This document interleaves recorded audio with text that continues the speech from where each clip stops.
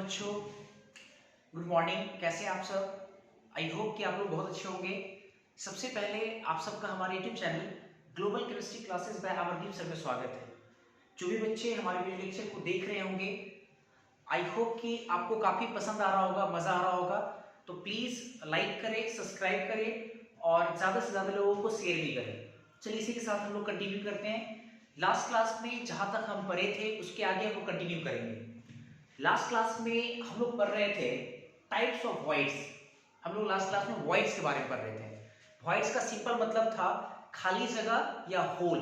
क्योंकि अगर आप एटम को पैक करते हैं, आप कितना भी क्लोज पैक क्यों ना कर दें, कितना भी क्लोज पैक क्यों ना कर दें, ऑब्वियस है कहीं ना कहीं खाली जगह बचेगा। और उसी खाली जगह को नाम दिए थे हम लोग इम्पट्टी या होल। मतलब उसी खाली जगह को हम लोग क्या नाम दिए थे? वॉइड्स।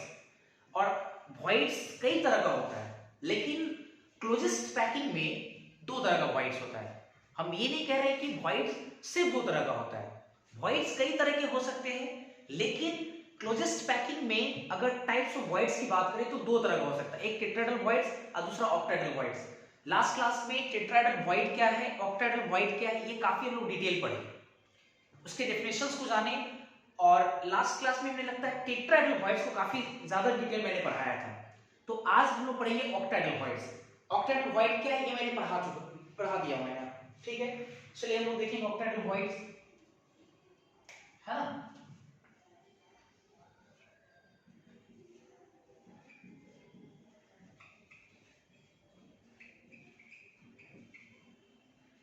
ऑक्टाहेड्रल वॉइड्स, देखिए हमारा हेडिंग था voids in cubic closest packing. हम लोग ये पढ़ रहे थे, आपको याद होगा हम लोग पढ़ रहे थे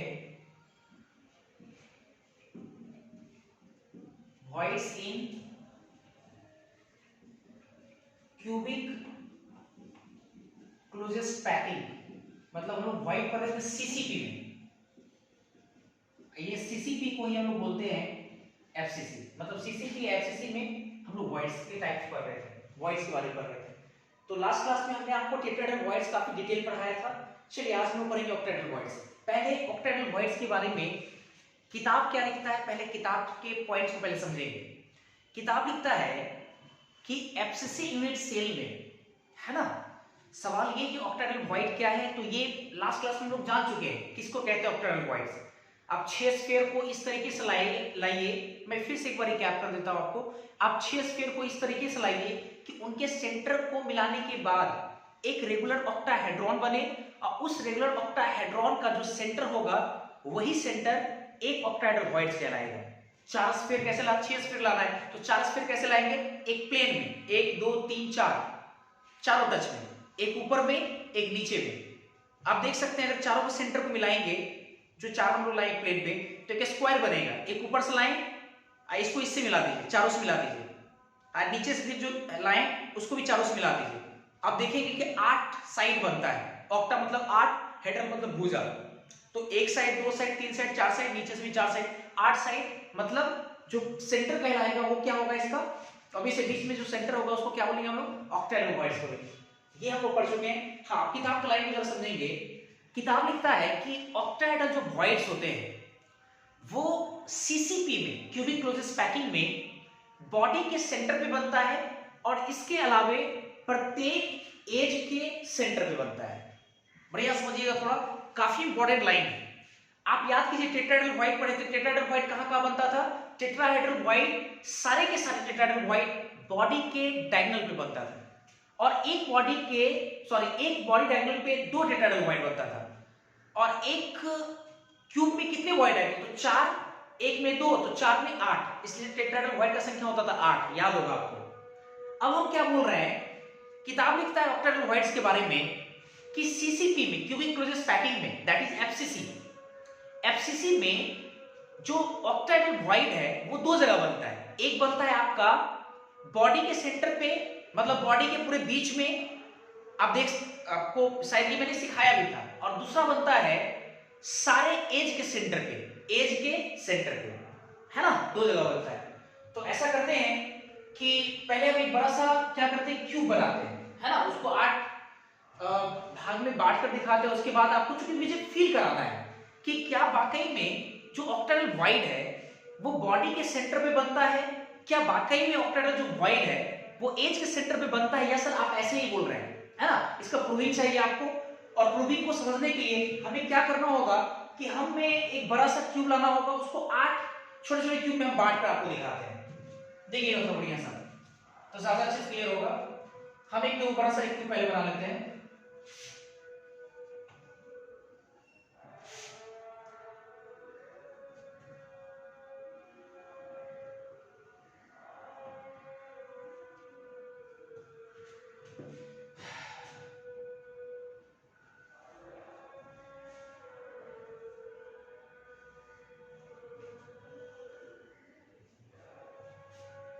सब ठीक है, बराबर है, चलो ठीक है, इसको इससे मिला लेते हैं,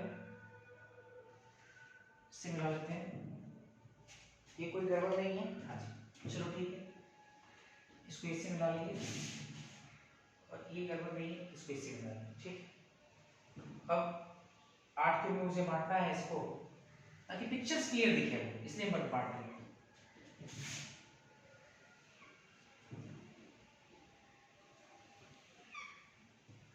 है ना?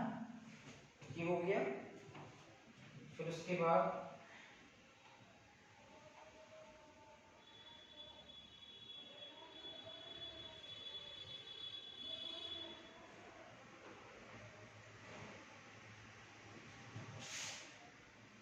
ये फ्रंट वाला फेस है, ये बैक पीछे जाएगा, ये है ना?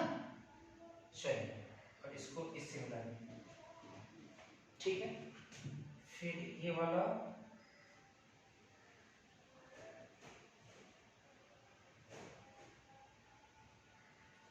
पीछे वाला फेस लाइन होगा, चलिए ये तो ऐसा हो गया। और फिर एक बार हम लोग ऊपर से नीचे आ जाते हैं, इसको इसे मिला देंगे, और इस लाइन को इससे मिलाएं, और इसको इससे मिला देंगे। अब देखो आपको बिल्कुल 8 क्यूब में दिखता होगा, है ना? एक क्यूब 8 क्यूब में बटा हुआ है। इस पूरे 8 क्यूब को आप एक क्यूब मानिए, और इस एक क्यूब को लेकर के आप एब्सिस लैटिस पॉइंट निकालिए। तो एब्सिस लैटिस पॉइंट कहां मिलता है आपको? सारे कॉर्नर पे। चलिए हम देखिए सारे कॉर्नर हम बना रहे हैं।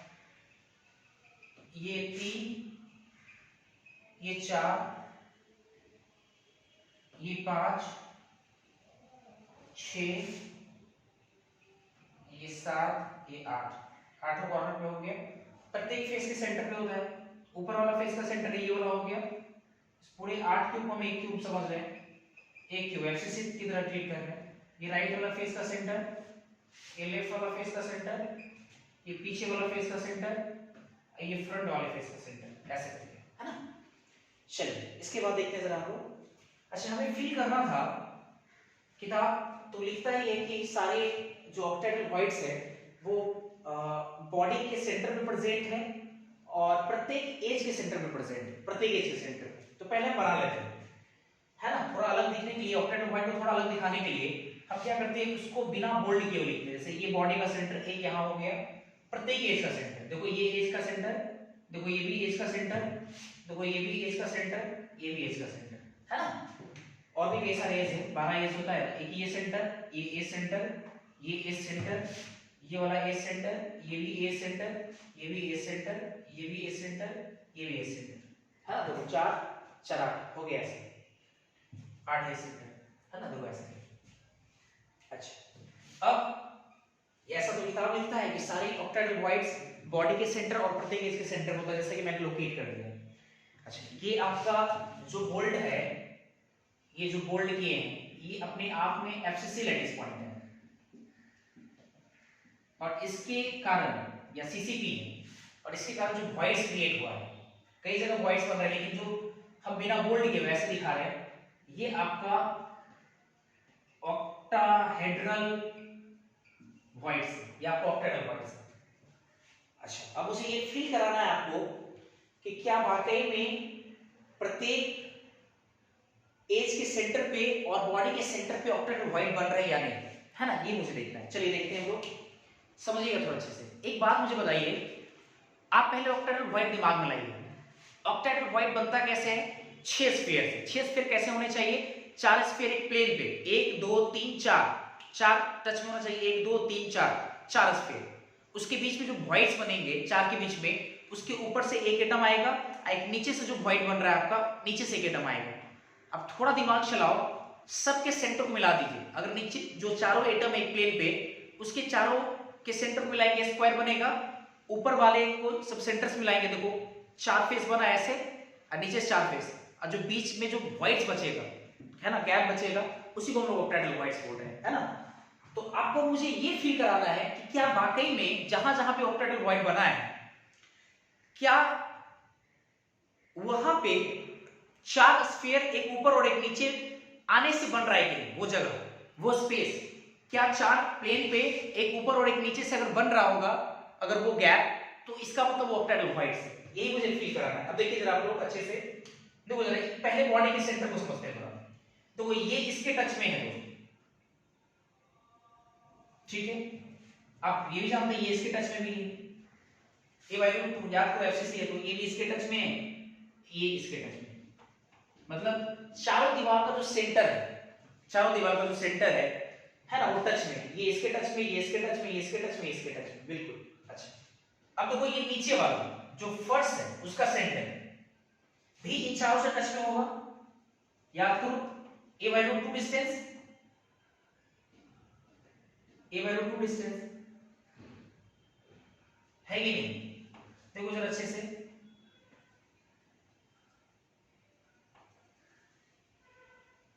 a by root 2 डिस्टेंस होगा ना। नीचे से देखो, अब ऊपर का जो छत का जो सेंटर है, देखो इन चारों से भी टच में है।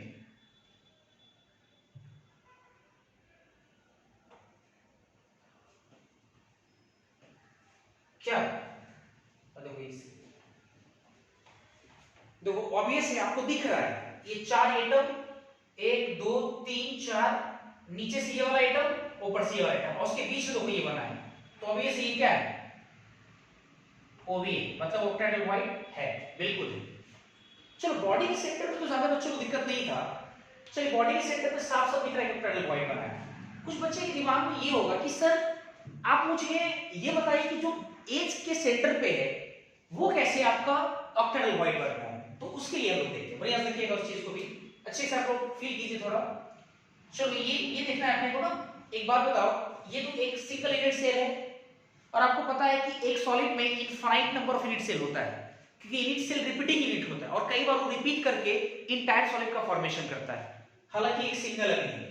तो इसके बगल में भी एक यूनिट सेल होगा, पीछे भी होगा, ऊपर भी होगा, नीचे भी होगा, कई सारे यूनिट सेल होंगे, आपको इमेजिन करना पड़ेगा। चलिए एक बात समझिए, पहले एक क्यूब यहाँ है, इसके बगल में भी तो एक क्यूब होगा। चलो इसको थोड़ा फोकस करते हैं, इसको हम लोग सोचते हैं क्या ये ऑक्टेड्रल वॉइड है ना। थोड़ा इसको आगे थोड़ा समझो। यहाँ पे एक क्यूब अगर बगल में होगा,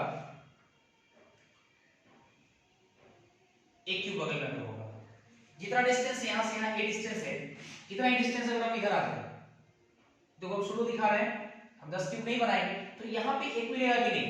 एफसीसी लैटिस पॉइंट बिल्कुल मिलेगा, है ना। ए डिस्टेंस इधर गए, ए डिस्टेंस उतना इधर आ गए, ए डिस्टेंस इधर गए, देखो एक एफसीसी लैटिस पॉइंट इधर जाते हो, अगर होते हैं इधर गए होते तो इधर भी देखो ए डिस्टेंस पे एक लैटिस पॉइंट मिलता है ना।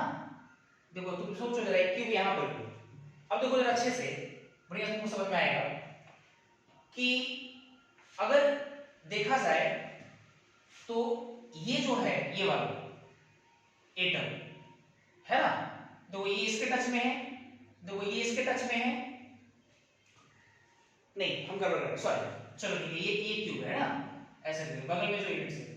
अच्छा अब अच्छे से देखना, और ये फेस का सेंटर पे एक होगा, फेस के सेंटर में भी तो एक होगा एफसीसी लैटिस पॉइंट, जैसे यहाँ पे।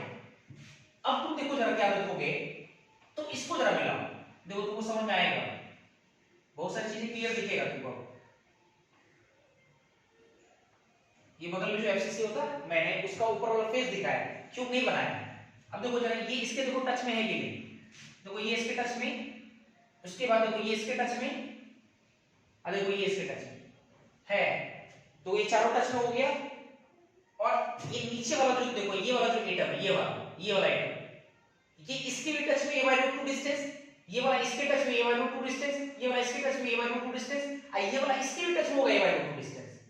आप सोच सकते हैं तो देखो नीचे से ये जो अप्रोच कर रहा है ये चारों एक प्लेन पे, ये नीचे से ऐसे इसके ऊपर में जो क्यूब होता या ऐसे एक जो फेस आगे बढ़ता ऊपर की तरफ ऐसे, है ना, मतलब थोड़ा सा चूंकि 3D है थोड़ा आपको फील करना पड़ेगा, सिर्फ आपको समझ में आ रहा होगा अगर आप 3D थोड़ा फील करेंगे तो। अब थोड़ा सा अगर 3D को थोड़ा अच्छे से इमेजिन कीजिए, आपको क्लियर होगा, है ना। इसके ऊपर से ऐसे जो भागेगा ऐसे करके ऊपर में एक फेस बना रहे हैं, तो यहाँ पे आएगा कि नहीं एब्सिस दिस पॉइंट। तो देखो एक नीचे से एक ऊपर से, आइए चारों देखो, ये चारों देखो जरा अच्छे से, 1 2 3 4, एक नीचे से ये वाला, पांचवा यहां से देखो, क्या ये जो बीच में गैप बन रहा है क्या ये ऑक्टेट वाइड होगा कि नहीं, यस और नो, आपका आंसर होना चाहिए यस। थोड़ा इमेजिन करो आपको क्लियर हो जाएगा बिल्कुल। तो यहां बन रहा है उसी तरह से यहां भी बन जाएगा, ऐसे ही बन जाएगा। तो हम लोग यहां पे एक लाइन लिखने जा रहे हैं, बड़े समझिएगा, अगर आपको समझ में आ गया तो हम लाइन लिखने जा रहे हैं यहां पे कि all octahedral void OB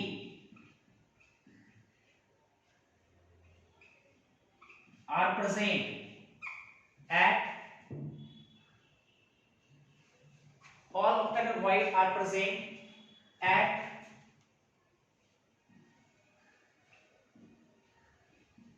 a center,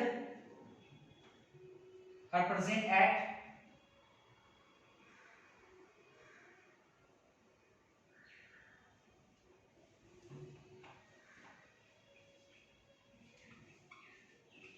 each A center and one octagonal void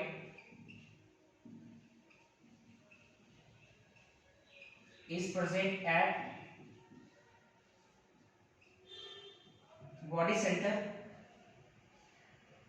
of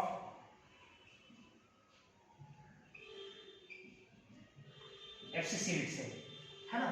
all octagonal voids are present, all octagonal voids are present at each A center and one octagonal void is present at body center of FCC itself, ऐसा मैंने यहाँ लिखा है। अच्छा चलिए इसके बाद देखते हैं जरा। अच्छा एक बात मुझे बताइए, हमें एक चीज जानना है कि ऑक्टेट वाइड का इफेक्टिव संख्या कितना होगा, मतलब effective number of octet void per unit cell बराबर कितना होगा। Effective number of octet void per unit cell, per unit cell मतलब एक यूनिट सेल में effective number of octet void मतलब कितने ऑक्टेट वाइड का संख्या आएगा, आपको ये बताना है। Effective number of octet void per unit cell. अगर मुझे इसको निकालते हैं, एक बात मुझे बताइए, ऑक्टेट वाइड दो जगह प्रेजेंट है, एक है आपका बॉडी के सेंटर पे, दूसरा है आपका एज के सेंटर पे। अच्छा बॉडी का जो सेंटर होता है, अगर मान लीजिए क्यूब है, बॉडी का सेंटर है, तो बॉडी के सेंटर पे कोई भी चीज कितना उस यूनिट सेल में कंट्रीब्यूट करेगा, आपका आंसर होगा 1, पूरा पूरा 1 करेगा, है ना। और इसकी संख्या कितना है 1 ही बन रहा है, तो 1 गुना 1 प्लस। अब मेरा दूसरा सवाल है कि अगर एज के सेंटर पे प्रेजेंट है, एज के सेंटर पे अगर कोई वॉइड्स या एटम कुछ भी अगर क्यूब की एज के सेंटर पे प्रेजेंट है, तो उस एज के सेंटर पे वाला जो वॉइड है वो एक यूनिट सेल में कितना अपना हिस्सा कंट्रीब्यूट करेगा एज के सेंटर पे। याद करो एज का जो सेंटर है वो 4 यूनिट सेल से कॉमन होता है, 4 यूनिट सेल से, तो एक को कितना मिलेगा 1/4, एक को मिलेगा 1/4, और ऐसे से कितने एज है 12, ऐसे से कितने एज है 12, तो 1/4 i into 12, तो ये 4 दिए 12, तो इसका कितना आ जाएगा 1 + 3 4 आ जाएगा, देखो 4 हो जाएगा आपका। Effective number of octet void per unit cell 4 है ना, 4 आएगा। अच्छा चलिए इसके बाद और देखते हैं 2-3 चीजें। अगर मैं आपसे पूछूं coordination number of, coordination number आपको बताना है किसका, ऑक्टेट वाइड का, coordination number of octet wide with FCC lattice point. ये सबसे आसान सवाल है और आंसर आना चाहिए आपको की तरफ से। कोऑर्डिनेशन नंबर ऑक्टेट वाइड का एफसीसी लैटिस पॉइंट के साथ कितना है, मतलब एक ऑक्टेट वाइड जो है वो कितने एफसीसी लैटिस पॉइंट से टच में है, हमारा सवाल ये है। तो अब ये से उसके डेफिनेशन में इसका आंसर है ऑक्टाहेड्रल वॉइड बनने के लिए कितने स्फीयर्स को संपर्क में लाना पड़ता है? 6 लाना पड़ता है, इसलिए इसका कोऑर्डिनेशन नंबर कितना हो जाएगा? 6। ये 6 आंसर इसका हो जाएगा। और एक हमारा सवाल है आपसे, coordination number of FCC lattice point. इस बार एफसीसी लैटिस पॉइंट का बताना है। Coordination number of FCC lattice point with octahedral point OB. Octahedral void के साथ इसका कोऑर्डिनेशन नंबर कितना होगा? ऑक्टाहेड्रल वॉइड के साथ मतलब कोई भी आप एफसीसी लैटिस पॉइंट उठाइए और कोई भी एफसीसी लैटिस पॉइंट को आप देखिए कि एक एफसीसी लैटिस पॉइंट कितने ऑक्टाहेड्रल वॉइड के संपर्क में या कितने ऑक्टाहेड्रल वॉइड्स बनने में अपना योगदान दे रहा है ना? एक एफसीसी लैटिस पॉइंट के सराउंडिंग में कितने ऑक्टाहेड्रल वॉइड है, हमारा सवाल ये है।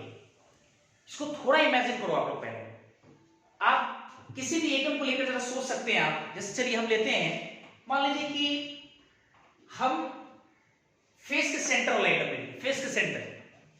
अब देखो फेस के सेंटर वाला अगर ये एटम ही है तो ये अपने आप में एफसीसी लैटिस पॉइंट है। क्या एफसीसी लैटिस पॉइंट है? और इसका देखना है कितने के टच में है, कितने ऑक्टाहेड्रल वॉइड के टच में है। अब देखो जरा अच्छे से, इसके बगल में देखो ये ऑक्टाहेड्रल वॉइड, इसके बगल में देखो ये ऑक्टाहेड्रल वॉइड, इसके बगल में देखो ये ऑक्टाहेड्रल वॉइड, इसके बगल में देखो ये ऑक्टाहेड्रल वॉइड, और इसके देखो नीचे भी ऑक्टाहेड्रल वॉइड। देखो इसी बीच में होना है, ये नीचे ऑक्टाहेड्रल वॉइड और इसके ऊपर भी बनेगा एक ऑक्टाहेड्रल वॉइड। तो इसका मतलब ऑक्टाहेड्रल वॉइड का जो संख्या होगा एक एफसीसी लैटिस पॉइंट से वो कितना होगा? 6। और इसका आंसर भी 6 होगा। लास्ट क्लास में हमने आपको इसी तरीके से टेट्राहेड्रल वॉइड का संख्या पढ़ाया था, effective number of tetrahedral void, तो वहां पे आता था 8। फिर उसके बाद मैंने पढ़ाया था coordination number of tetrahedral void, तो उसका आंसर आया था 4। फिर मैंने आपको पढ़ाया था coordination number of FCC lattice point, तो ये इसका आंसर आया था 8, याद होगा आपको। और यहाँ पे आ रहा है ऑक्टाहेड्रल वॉइड का 6 कोऑर्डिनेशन नंबर और एफसीसी लैटिस पॉइंट का 6 कोऑर्डिनेशन नंबर। मेरा ख्याल है आपको समझ में आ रहा होगा। तो इस तरह से आपका ऑक्टाहेड्रल वॉइड खत्म हो गया, ये ऑक्टाहेड्रल वॉइड खत्म हो गया। मैंने आपको पढ़ाया टेट्राहेड्रल वॉइड, और फिर मैंने आपको पढ़ाया ऑक्टाहेड्रल वॉइड। टेट्रा कहां बनता है, ऑक्टा कहां बनता है, उसके पोजीशंस मैंने आपको बताया। अच्छा, एक सवाल मेरा आपसे है, बताइए आप लोग कि टेट्राहेड्रल वॉइड और ऑक्टाहेड्रल वॉइड में अगर हम लोग साइज को कंपेयर करें तो कौन से वॉइड का साइज सबसे ज्यादा होगा? किस वॉइड का साइज ज्यादा होगा, टेट्रा का या ऑक्टा का? सोच बताइए मुझे, टेट्रा या ऑक्टा? तो आंसर होना चाहिए ऑक्टाहेड्रल वॉइड्स का। समझिए कैसे, देखो टेट्राहेड्रल वॉइड जो है ये 3 के टच में जब स्फीयर को रखे, 3 के टच में 1 2 3, उसकी वजह से जो वॉइड बना, उसके ऊपर से फिर एक चौथा एटम रख दिया, तो फिर थोड़ा सा जो वॉइड बचा उसी वॉइड को हम लोग क्या बोल रहे हैं? Tetrahedral void.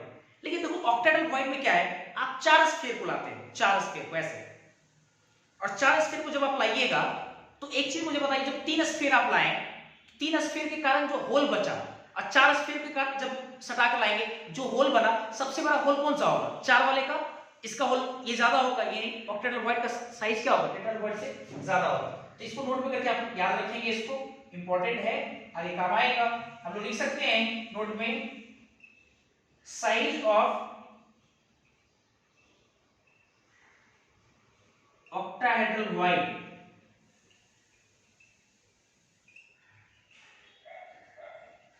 is bigger than size of tetrahedral. Tetrahedral void के साइज से ज्यादा होगा, ये ध्यान रखना है ना। चलिए इसके बाद हम लोग देखते हैं कुछ, पहले इसको आप लोग नोट करें जल्दी।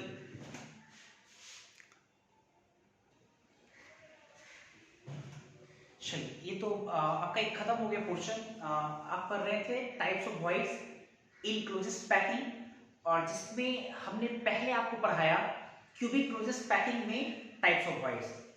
क्लोजेस्ट पैकिंग 2 तरह का होता है, एक होता है एक होता है क्यूबिक क्लोजेस्ट पैकिंग और एक होता है आपका हेक्सागोनल क्लोजेस्ट पैकिंग। तो अभी हम लोग क्यूबिक क्लोजेस्ट पैकिंग में हम लोगों ने वॉइड्स पढ़ा था। तो इतना पढ़ने के बाद हम कंक्लूजन में बैठ आते हैं। देखिए हम लोगों ने क्या सीखा है, कंक्लूजन देखिए क्या है, निष्कर्ष क्या निकला। निष्कर्ष निकला, बढ़िया देखेंगे, in CCP cubic closest packing अगर effective number of atom per unit cell. याद करिए effective number of atom per unit cell कितना होता है, सीसीपी में 4 इतना होता है। तो आप लोगों ने पढ़ा कि सीसीपी में अगर हम बात करें इफेक्टिव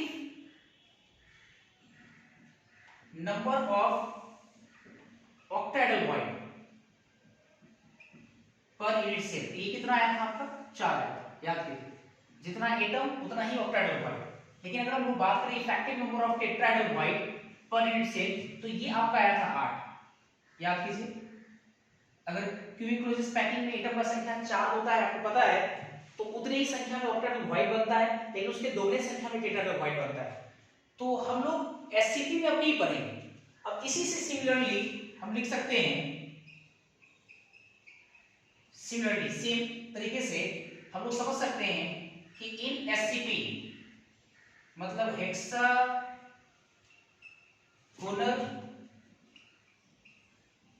क्लोजेस्ट पैकिंग में अगर हम लोग बात करें एससीपी में बात करें तो एससीपी में इफेक्टिव नंबर ऑफ एटम कितना होता है, effective number of atom per unit cell कितना होता है। एक यूनिट सेल में इफेक्टिव एटम का संख्या कितना आता है, याद कीजिए 6 आता है। तो इसका मतलब ये हुआ कि effective number of octahedral void भी कितना बनेगा, एक यूनिट सेल में 6 बनेगा, लेकिन effective number of tetrahedral void कितना बनेगा, उसके दोगुने में, मतलब 6 गुना 12 ये बन जाएगा, कंफर्म बनेगा।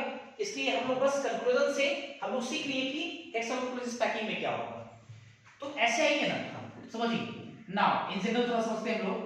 Now in any closest packing, अगर सवाल में कोई पैकिंग नहीं लिखा हो किस तरह क्लोजेस पैकिंग है, ये क्लोजेस पैकिंग में 2 तरह का होता है। इन एनी क्लोजेस पैकिंग अगर मान लीजिए if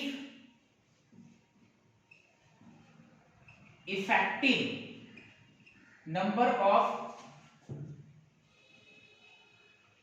atom per unit cell अगर मान लीजिए Z है,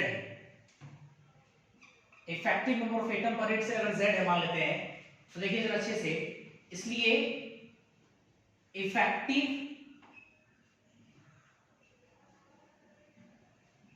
नंबर ऑफ ऑक्टेडल वॉइड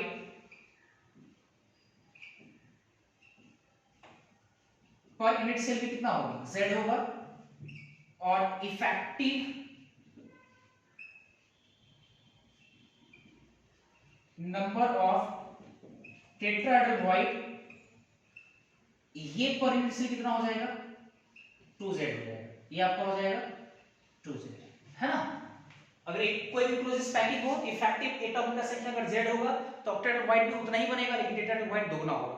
ये इंपॉर्टेंट। अभी तक जितना भी वॉइड्स पढ़े अभी आप, इतना डिटेल मैंने आपको पढ़ाया, अगर कुछ भी नहीं आता है आप इस कंक्लूजन को ध्यान रखिए, जितना एटम उतनी ही संख्या में ऑक्टेडल वॉइड, लेकिन दोगुने संख्या में टेट्राहेड्रल वॉइड, यही इंपॉर्टेंट है।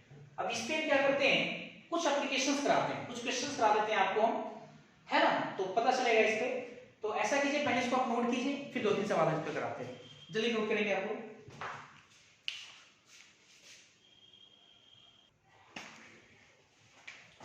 अभी जो हम लोगों ने पढ़ा है वॉइड्स, वॉइड्स पे हम आपको कुछ एप्लीकेशन कराने जा रहे हैं, ठीक है।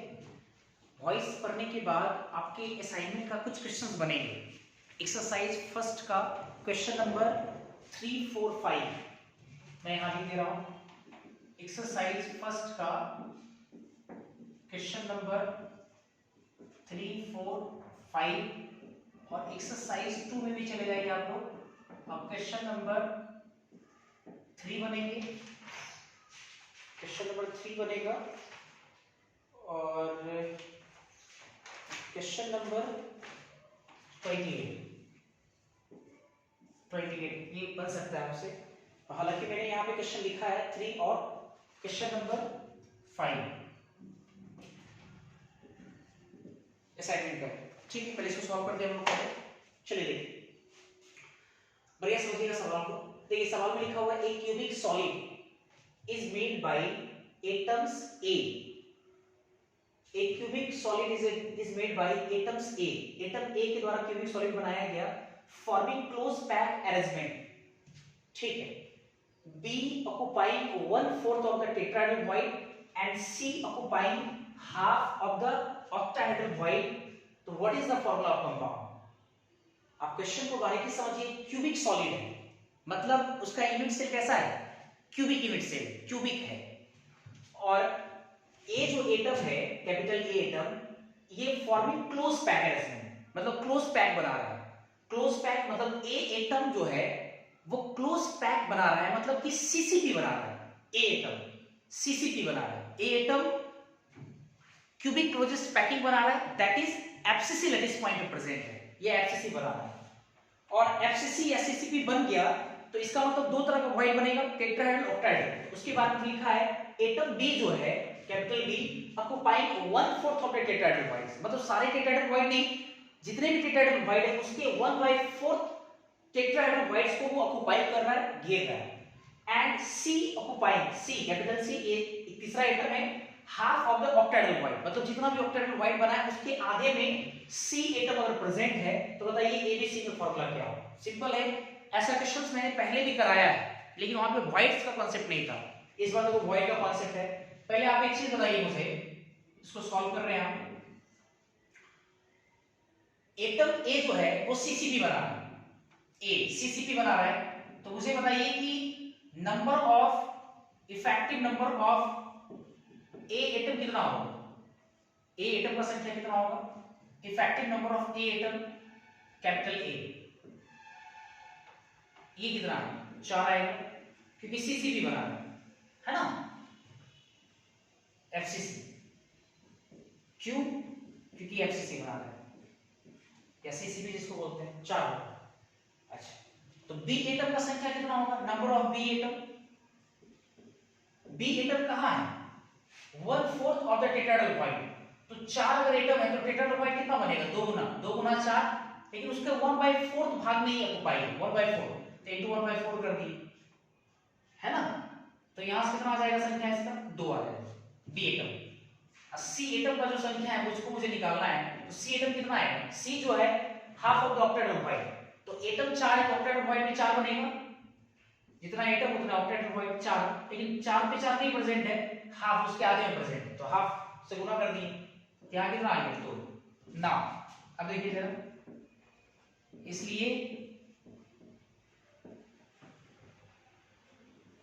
फॉर्मूला ऑफ कंपाउंड, जिसका जितना संख्या आप लगाइए जरा कि आंसर आ जाएगा.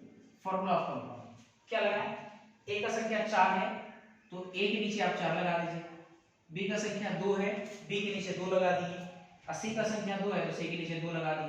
इसको सिंपलेस्ट फॉर्म में कितना लिख सकते हैं? दैट इज A2BC, है ना. इसका आंसर A2BC हो जाएगा. 4 2 2 का सिंपलेस्ट 2:1:1, तो A2BC आंसर हो जाएगा. ठीक है. असाइनमेंट का है क्वेश्चन नंबर 5.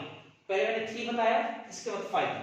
आप लोग वीडियो को पॉज करके खुद से बना सकते हैं, खुद से अप्रोच करेंगे ज्यादा बेटर रहेगा. हालांकि चलो ठीक है, हम सॉल्व करते हैं. यहाँ पे क्वेश्चन 5 में क्या है, बढ़िया सीखना पड़ेगा, आपको समझना पड़ेगा. देखिए लिखा हुआ spinal is a important class of oxide. ठीक है, consisting of 2 types of metal ion with the oxide ion arranged in CCP pattern. आप ऐसे समझिए, स्पाइनल एक ऑक्साइड का बना हुआ कोई कंपाउंड है जिसको वो स्पाइनल बोल रहे हैं. Spinal is a important class of oxide. Spinal एक कंपाउंड का नाम है जो जिसमें ऑक्साइड है और 2 अलग तरह का मेटल, 2 टाइप्स ऑफ मेटल है. लिखा हुआ भी साफ साफ, consist oxide of 2 types of metal ion with the oxide ion arranged in CCP. देखिए जिसमें बोला गया है कि ऑक्साइड आयन जो है वो सीसीपी में पैटर्न में अरेंज है, यानी क्यूबिक क्लोजेस्ट पैकिंग बन रहा है. कौन? Oxide ion. तो ऑक्साइड आयन का संख्या कितना हो जाएगा? आप भी समझ रहे हैं, ऑक्साइड का संख्या सीसीपी में तो 4. चलिए आगे बढ़ते हैं. फिर बोला जा रहा है कि the normal spinal has 1/8 of the tetrahedral void occupied by one type of metal.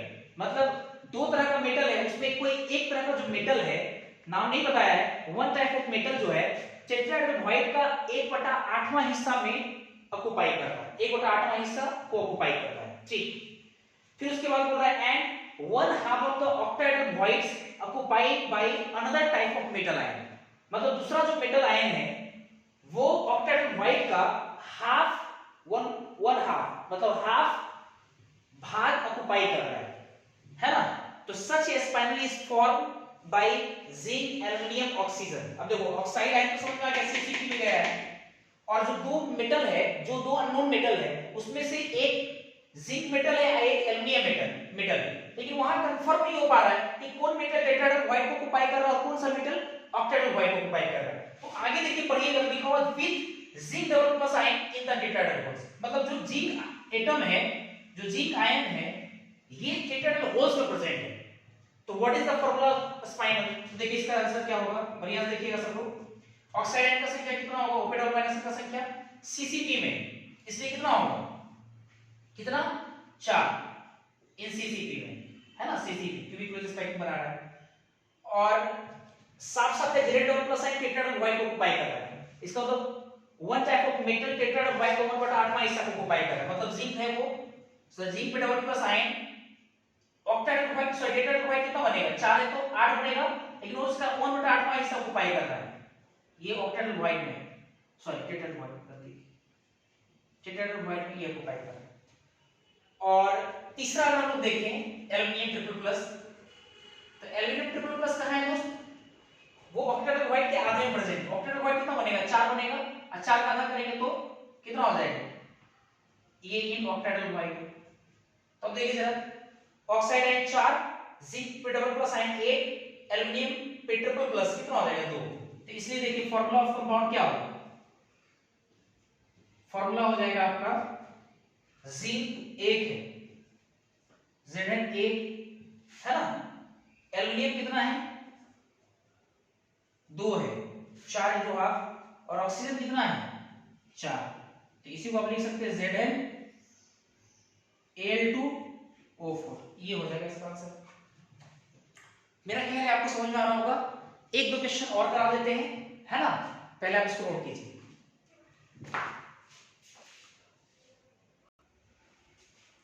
चलिए इसके बाद हम लोग देखेंगे कुछ और सवाल देखेंगे। इससे पहले हम लोग एक्सरसाइज फर्स्ट का 3 और 5 बनाए, 3 और 5। चलिए 4 नंबर क्वेश्चन हम लोग देखते हैं, 4 नंबर सवाल लिखे असाइनमेंट का। हम लिखे, ये सवाल बड़ा इंपॉर्टेंट है, बहुत सारे इसमें क्वेश्चंस पूछा हुआ है। What is the percentage by mass of titanium, what is the percentage by mass of titanium, ठीक है, titanium in rutile, RUTIL, in rutile, a mineral that contain titanium and oxygen। Statement को पढ़ने से लगता है कि रूटाइल जो एक प्रकार का मिनरल है ना, मिनरल ओर्स ऐसा ही कुछ है रूटाइल, और जिसमें दो तरह का एलिमेंट रखा हुआ है, दो तरह के एलिमेंट से बना हुआ है, टाइटेनियम और ऑक्सीजन से बना हुआ है। टाइटेनियम और ऑक्सीजन से बना हुआ एक कंपाउंड है जिसको हम लोग बोल रहे हैं रूटाइल। तो रूटाइल में आपको टाइटेनियम का परसेंटेज निकालना है ना, परसेंटेज बाय मास निकालना है, पहला सवाल ये। फिर दूसरा सवाल देखिए जरा अच्छे से, इसमें होगा आगे लिखा हुआ, if a structure can be describe as a close या closest packet array of oxide ion, मतलब जो ऑक्साइड आयन है वो क्लोजेस्ट पैकिंग बना रहा है, क्लोजेस्ट पैकिंग। लेकिन क्लोजेस्ट पैकिंग में ये नहीं लिखा है कि क्यूबिक क्लोजेस्ट पैकिंग बना रहा है या हेक्सागोनल क्लोजेस्ट पैकिंग बना रहा है, ये नहीं लिखा, लेकिन क्लोजेस्ट पैकिंग बना रहा है कौन, ऑक्साइड आयन, ठीक है, describe as a closest packet array of oxide ion. फिर लिखा with titanium in one half of the octahedral holes, और जिसमें टाइटेनियम जो है या जिसके साथ टाइटेनियम जो है सारे ऑक्टाहेड्रल व्हाइट्स के आधे में प्रेजेंट है, जितना भी ऑक्टाहेड्रल व्हाइट है उसके आधे में आपका टाइटेनियम प्रेजेंट है। तो what is the oxidation number of titanium, what is the oxidation number of titanium, titanium का ऑक्सीडेशन नंबर बताइए क्या है। ये तो हो गया सवाल आपका ऑक्सीडेशन का। ऑक्सीडेशन जो पढ़े हुए क्लास 11 का एक चैप्टर होता है रिडॉक्स रिएक्शन, ऑक्सीडेशन रिडक्शन, है ना। चलिए अब इसके बाद देखते हैं जरा, एक बात मुझे बताइए, अगर मुझे किसी भी कंपाउंड में एक पार्टिकुलर एलिमेंट्स का अगर परसेंटेज निकालना है तो आपको फॉर्मूला पता होना चाहिए, आपको फॉर्मूला पता होना चाहिए कि उस कंपाउंड का फॉर्मूला क्या है ना। तो पहले तो आपको फॉर्मूला निकालना पड़ेगा। अब देखो जो स्टेटमेंट दिया उस हिसाब से फॉर्मूला अगर हम सोचे तो ऑक्साइड आयन का संख्या कितना होगा। चलिए सॉल्यूशन करते हैं। ऑक्साइड O पे डबल माइनस साइन का संख्या, या चलो ऑक्साइड आयन लिखते हैं यहाँ पे, ऑक्साइड आयन O। चलो O का संख्या कितना लिखेंगे, क्यूबिक क्लोजेस्ट पैकिंग बना, सॉरी क्लोजेस्ट पैकिंग बना रहा है, तो हमारा जो कोई भी क्लोजेस्ट पैकिंग है तो इफेक्टिव संख्या उसका मान लिया Z, है ना, अगर ज्यादा नहीं समझ में आया Z मान लो। और टाइटेनियम आयन का संख्या कितना होगा, टाइटेनियम अगर आयन की मैं बात करूं, टाइटेनियम आयन, तो इसका संख्या कितना हो जाएगा, पहले ये समझिए टाइटेनियम है कहां, ऑक्टेडल होल में, तो जितना एटम रहेगा क्लोजेस्ट पैकिंग में उतना ही संख्या में ऑक्टेडल बॉन्ड बनेगा, लेकिन उसके आधे में प्रेजेंट है, मतलब हाफ से गुना करना पड़ेगा आपको, सब नहीं हाफ। इसलिए फार्मूला कितना हो जाएगा, पहले देखते हैं फार्मूला, फार्मूला कितना हो जाएगा, फार्मूला हो जाएगा titanium Ti Z/2 OZ, Z ratio लेके कैंसिल कर दीजिए और 2 से मल्टीप्लाई कीजिए, दैट इज TiO2 आ जाएगा, मुझे लगता है TiO2, ये फार्मूला है TiO2, टाइटेनियम ऑक्साइड का TiO2। देखो ये इसी को लोग क्या बोल रहे हैं, रूटाइल बोल रहे हैं, यही आपका रूटाइल है ना, यही आपका रूटाइल है। चलिए अब आते हैं नाउ, आपसे पहला सवाल बोला गया कि TiO2 में टाइटेनियम का परसेंटेज बाय मास बताइए। चलिए पहला सवाल ए नंबर मान लेते हैं, percentage by mass of titanium, तो कैसे लिखेंगे, टाइटेनियम का संख्या कितना है 1 और टाइटेनियम का मास होता है 48, टाइटेनियम का संख्या 1, या आप ऐसे समझिए टाइटेनियम का मास बटा टोटल मास इनटू 100, तो टोटल मास टाइटेनियम ऑक्साइड का मोलर मास, टाइटेनियम का मास बटा टोटल मास इनटू 100, तो टाइटेनियम का संख्या 1, इसका molar mass of titanium Ti divided by molar mass of TiO2, I2 कितना करेंगे 100, ये क्लास लेवल में लोग पढ़ते रहते हैं, तो 1 इनटू ये 48 divided by 48 plus 2 into 16 I2 100, क्या इसको सॉल्व करेंगे जो भी आएगा आंसर हो जाएगा। पहला पार्ट तो ये हो गया। दूसरा देखते हैं बी नंबर में आपसे बोला गया कि ऑक्सीडेशन नंबर बताइए टाइटेनियम में कितना होगा, TiO2 में टाइटेनियम का ऑक्सीडेशन बताइए कितना होगा, तो हम लोग क्या करते थे, इसका ऑक्सीजन का ऑक्सीडेशन स्टेट कितना होता है -2, इसका हम लोग x मान लेंगे, याद होगा कि x प्लस 2 इंटू -2 बराबर 0, ऐसे करके, तो इसलिए x कितना हो जाएगा, x बराबर +4, इसलिए ऑक्सीडेशन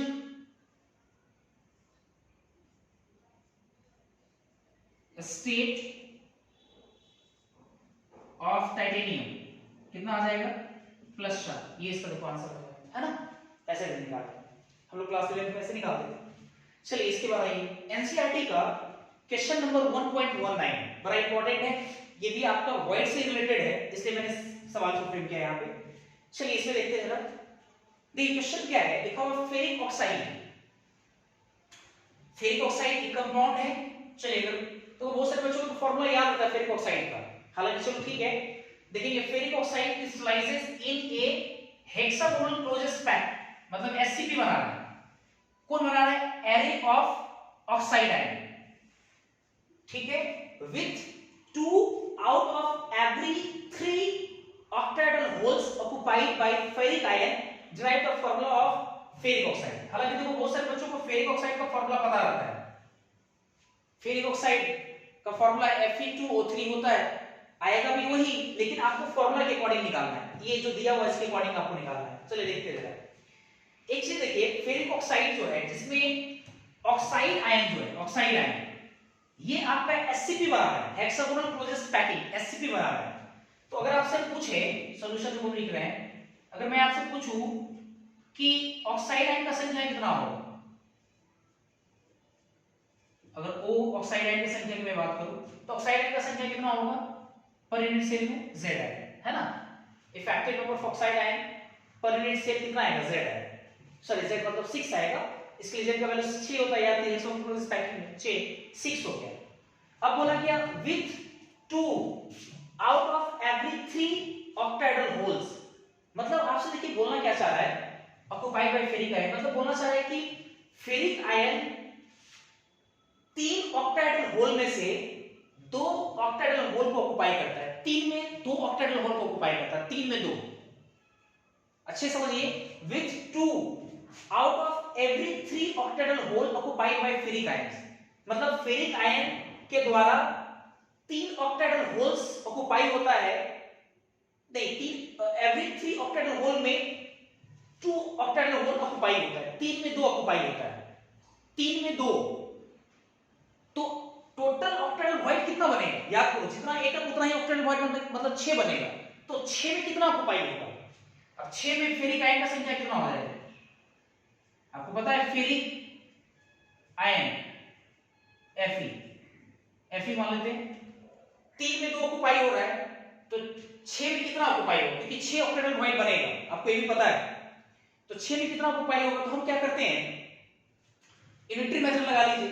3 में 2, 1 में 2/3, तो 6 में 2/3 i × 6, 3 × 6 मतलब 4 ऑक्युपाई होगा, है ना, 4 ऑक्युपाई होगा।